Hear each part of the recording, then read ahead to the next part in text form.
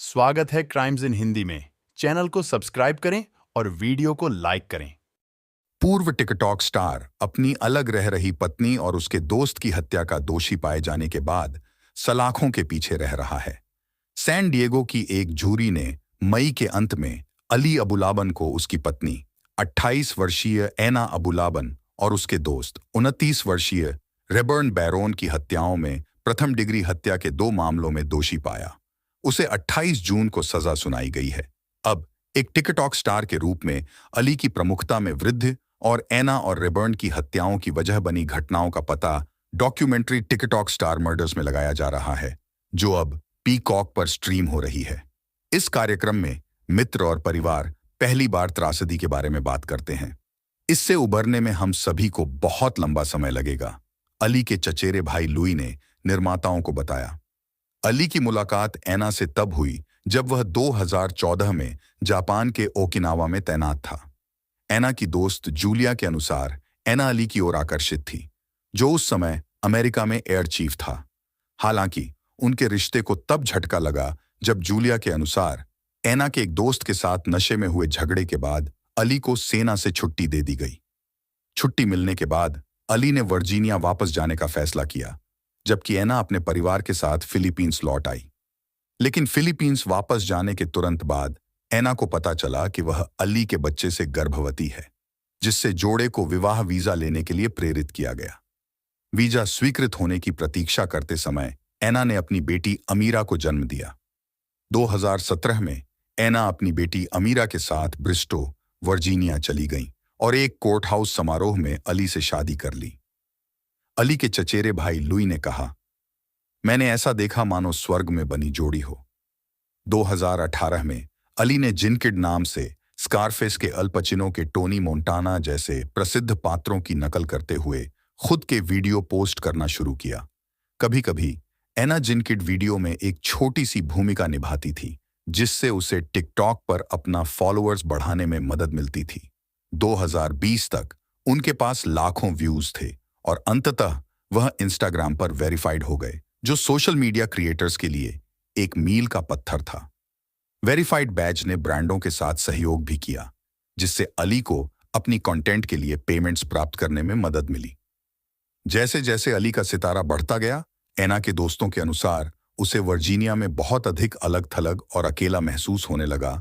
उसने अपना अधिकांश समय अमीरा को पालने और अली के लिए टिकटॉक फिल्माने में समर्पित कर दिया। लेकिन सैन डिएगो में दोस्तों के साथ घूमने के बाद एना ने वर्जीनिया छोड़ने की अपनी इच्छा व्यक्त करने का फैसला किया, ताकि वह उन लोगों के करीब रह सके जिनके साथ वह बड़ी हुई थी। उसने कहा, मैं आपके लिए वर्जीनिया में रही हूं। हम यहां आपके टिकटॉक कर रहे हैं, अपनी बेटी का पालन पोषण कर रहे हैं। मैं अपने लिए सैन डिएगो जाना चाहती हूं। अली क्रॉस कंट्री शिफ्ट होने के लिए सहमत हो गए, क्योंकि इसका मतलब था कि वह लॉस एंजल्स में स्थित प्रभावशाली लोगों के साथ काम करने में सक्षम होंगे। सोशल मीडिया पर जोड़े ने सैन डिएगो में अपने जीवन की झलक शेयर करना शुरू किया, जिससे लोगों को उनके रिश्ते का ग्लैमरस पक्ष दिखाया गया। लेकिन बंद दरवाजों के पीछे एना के दोस्तों ने कहा कि उनकी शादी बिगड़ रही है। वो केवल उसी के साथ घूमती थी जिसके साथ अली घूमना चाहता था। अगर अली नहीं चाहता था कि एना लड़कियों और मेरे साथ बाहर आए, तो वो नहीं जाती थी। उसने सैन डिएगो में एना को कंट्रोल करना शुरू कर दिया। मामले को और भी बदतर बनाने के लिए अली ने कोकीन का अब्यूज करना शुरू कर दिया। उसकी जेब में कोकीन का एक बैग होता था और वह इसे एक रेस्तरां के बीच में, एक मूवी थिएटर के बीच में, लगभग जहां भी वो सब जाते थे बाहर निकल लेता था। यहां तक कि वो इसे अपने दर्शकों के ठीक सामने अपनी लाइव स्ट्रीम पर भी करता था। जैसे जैसे समय बीतता गया, जोड़े के आसपास के लोगों ने देखा कि अली को एना के अपने सोशल मीडिया पोस्ट से ईर्ष्या होने लगी थी, जिसमें उसने दोस्तों के साथ डांस किया था और सैन डिएगो में अपना लाइफस्टाइल दिखाया था। एना की दोस्त कायला ने कहा, अली नहीं चाहता था कि वो उससे बाहर अपना जीवन बिताए। वो चाहता था कि एना उसके लिए कैमरा पकड़े ताकि वो अपनी स्किट बना सके। आखिरकार अली ने एना के साथ अपनी बातचीत रिकॉर्ड करना शुरू कर दिया और अक्सर उस पर उसे धोखा देने का आरोप लगाया, क्योंकि उन्होंने कई हफ्तों से सेक्स नहीं किया था। तुम्हारे जैसी खूबसूरत कोई भी महिला सेक्स के बिना 1 महीना भी नहीं गुजार सकती, वो एक वीडियो में चिल्लाया। और जब ऐना अली को छोड़ना चाहती थी तो उसे लगा कि वह ऐसा नहीं कर सकती, क्योंकि उसके दोस्तों के अनुसार फिलिपिनो संस्कृति में तलाक को डिस्करेज किया जाता है। इसके अलावा अगर उसने अली को तलाक दे दिया तो उसका वीजा खो सकता है और उसे फिलीपींस एग्जाइल्ड किया जा सकता है और उसकी बेटी अली की हिरासत में रह जाएगी। मदद के लिए बेताब ऐना ने एक वीडियो में अली की मां को भी फोन किया, पर कोई फायदा नहीं हुआ। बाद में अली ने ऐना के साथ अपने झगड़ों को टिकटॉक पर लाइव स्ट्रीम करना शुरू कर दिया और अपने फॉलोअर्स से उसके बारे में खराब बातें की। जूलिया ने कहा, तभी सब कुछ असल में नीचे की ओर जाने लगा। लगभग इसी समय अली की मुलाकात ऐना के दोस्त रेबर्न से हुई, जो ऐना में रोमांटिक रुचि रखता था। रेबर्न के साथ उसकी दोस्ती ने अली को ईर्ष्यालु बना दिया, जिससे शारीरिक हिंसा हुई। घरेलू हिंसा की एक घटना के बाद ऐना ने पुलिस के पास जाने और अपनी चोटों की तस्वीरें सोशल मीडिया पर शेयर करने की धमकी दी। फिर भी ऐना अली को छोड़ने से झिझक रही थी। ऐसा तब तक नहीं हुआ जब तक कि उसी बिल्डिंग में रहने वाली एक महिला ने ऐना को यह नहीं बताया कि वो अली के साथ सोई थी। ऐना ने उसे छोड़ने और दूसरे दोस्त के घर में रहने का फैसला किया। इस प्रक्रिया में ऐना ने एक टिकटॉक वीडियो पोस्ट किया जिसमें अली पर अपने पारिवारिक घर में उसे धोखा देने का आरोप लगाया गया, जिसके कारण अली ने ऐना को और अधिक हिंसा की धमकी दी। उसने अंततः वीडियो हटा दिया, लेकिन नुकसान हो चुका था क्योंकि अली को लगा कि उसकी प्रतिष्ठा को खतरा है। फिर अक्टूबर 2021 में अली ने अपार्टमेंट से बाहर जाने की पेशकश की ताकि ऐना अपनी बेटी के साथ रह सके, लेकिन डॉक्यूमेंट्री के मुताबिक अली ने उसे बताए बिना ही अपार्टमेंट को तहस नहस कर दिया था और अपनी बेटी के आईपैड पर एक ऐप डाल दिया था ताकि वह बातचीत सुन सके। इस बात से चिंतित होकर कि उसकी बेटी मेस में घर आएगी और सवाल पूछेगी, ऐना ने अपनी दोस्त जूलिया से अमीरा को स्कूल से लेने और उस पर नजर रखने के लिए कहा ताकि वो उस जगह को साफ कर सके। ऐना को अपार्टमेंट में तोड़फोड़ करने के बाद बहुत डर लगा और उसने रे को सफाई में मदद करने के लिए अपार्टमेंट में आने के लिए कहा।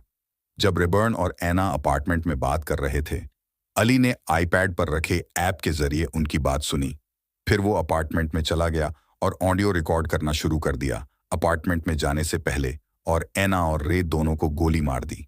उनकी घटना स्थल पर ही मौत हो गई। गोलीबारी के बाद अली ने अपनी बेटी अमीरा को स्कूल से उठाया, लेकिन अंततः फ्रीवे पर पुलिस ने उसे पकड़ लिया। उसे प्रथम डिग्री हत्या के 2 मामलों में गिरफ्तार किया गया और उस पर आरोप लगाया गया। मामले की पहली सुनवाई में अली ने ऐना और रेबर्न की हत्या के लिए कोई पछतावा नहीं दिखाया।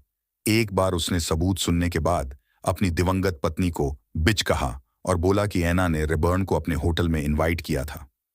अदालत में हंगामे के दौरान बेलिफ्स को अली को रोकना पड़ा, एक ऐसा क्षण जिसने स्थानीय समाचारों में सुर्खियां बना दी। अली के कोर्ट रूम में आक्रोश के बाद स्थानीय रिपोर्टर केल्सी क्रिस्टेंसन अली के पास पहुंचे और एक जेल हाउस इंटरव्यू का पूछा। इंटरव्यू में अली ने कहा कि उसने ऐना को अपने सोफे पर रेबर्न को चूमते हुए देखा था, लेकिन बाकी सब कुछ धुंधला था। मैं अभिनेता बनना चाहता था और वहीं था। वो गिरफ्तारी पर चर्चा करते हुए रोते हुए चिल्लाया, मैं यहां हारा हुआ हूं, मेरी हार हुई। जब मई 2024 में मुकदमा शुरू हुआ तो प्रोसिक्यूटर ये साबित करने के लिए निकले कि ऐना और रेबर्न की हत्याएं पूर्व नियोजित थीं। हालांकि क्रिस्टेंसेन ने समझाया, अगर जूरी के एक सदस्य को पता चलता है कि हत्याएं पूर्व नियोजित नहीं थीं, तो इसका परिणाम गलत मुकदमा हो सकता है। दूसरी ओर जूरी अली को स्वैच्छिक हत्या के कम आरोप में दोषी ठहरा सकती है, जिसके परिणाम स्वरूप कम से कम 6 साल की सजा हो सकती है।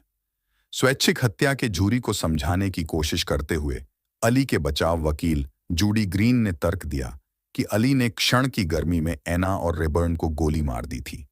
क्रिस्टेंसन ने ग्रीन के तर्क के बारे में कहा, वह कह रही है कि ऐना ने अली को कगार पर धकेल दिया और इसीलिए वह टूट गया। ऐना ही वह कारण थी जिसके कारण उसने उसे मार डाला। डॉक्यूमेंट्री के अनुसार अली ने यह भी गवाही दी कि जब उसने देखा कि अपार्टमेंट में रेबर्न था तो उसे ऐना द्वारा गैस जलाए जाने का एहसास हुआ।